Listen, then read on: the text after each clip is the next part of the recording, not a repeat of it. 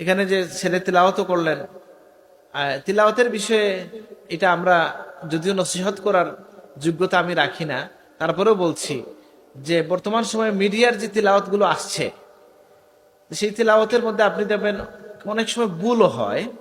আর উস্তাদ যেহেতু নাই, কোরআন শুধু শুনে শুনে যদি তিলাওয়াত করা যাইতো তাহলে তো কেসেট শুনেই কেরাত শুদ্ধ করতে পারতো মানুষ, উস্তাদ লাগতো না। আমার দাদা সাহেব হযরত সাহেব কবিলা ফুলতুলি রহমতুল্লাহ আলাইহি বলেছেন যে উনি যে তার উস্তাদকে পূর্ণ কোরআন শরীফ শুনাইছেন, কোনদিন উস্তাদ বলেন নাই যে শোনো আমি কিভাবে তেলাওয়াত করি, বলছেন দেখো আমি কিভাবে তেলাওয়াত করি। তাহলে উস্তাদের চেহারা দেখে তেলাওয়াত ঠিক করতে হয়। এবং এই তেলাওয়াতের ক্ষেত্রে আমরা চাইব যে আমাদের আসাতিজা, আমাদের আকাবির যারা, যে এখলাসওয়ালা তেলাওয়াত দান আমাদেরকে দিয়ে গেছেন, সেটা যেন আমরা ধরে রাখতে পারি। আল্লাহ আমাদেরকে তৌফিক দান করুন। এই যে চান্দগ্রামের হাফিজ সাহেবের হিফজুল হাফিজির একটা আওয়াজ, একটা সুর, একটা তাল, একটা লয় আছে না, পড়লে এটা ছানগামি ফোড়া বুঝা যাইত না, আমরা তো বুঝি। তো এটা কি সুন্দর এবং এটা অর্থের সাথে সঙ্গতিপূর্ণ। আমি ওনার কোনো ছাত্রের পিছনে নামাজ পড়ে আমি জিজ্ঞেস করছিলাম আপনি কি অর্থ বুঝেন? উনি বলছেন না। আল্লাহ, কিন্তু আপনার পড়া শুনলে বোঝা যায় যে আপনি অর্থ বুঝতেছেন।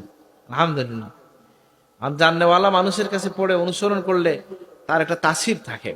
এইভাবে তেলাওয়াতের ক্ষেত্রে এই যে তেলাওয়াত করলেন এক বাচ্চা, তো সেখানে কিছু ভুল ত্রুটি হইলেও আওয়াজ তো খুব সুন্দর, আলহামদুলিল্লাহ।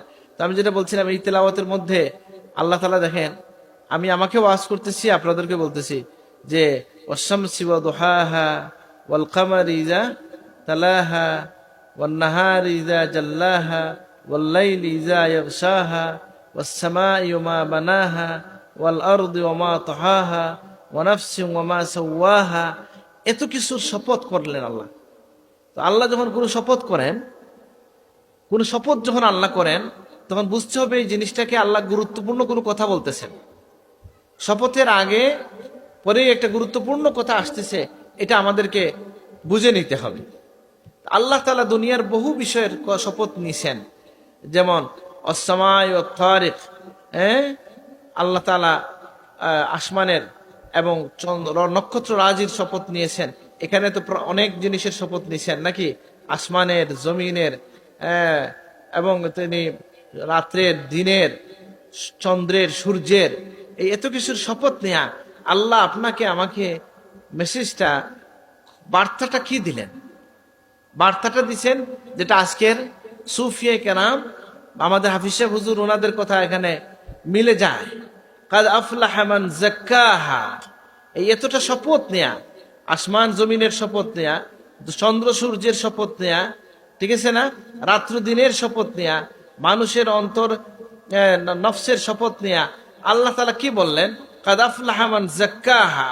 সফল সেই যে অন্তরাত্মাকে পবিত্র করতে পেরেছে। আল্লাহ আমাদের অন্তরকে পবিত্র করে দেন, আমিন।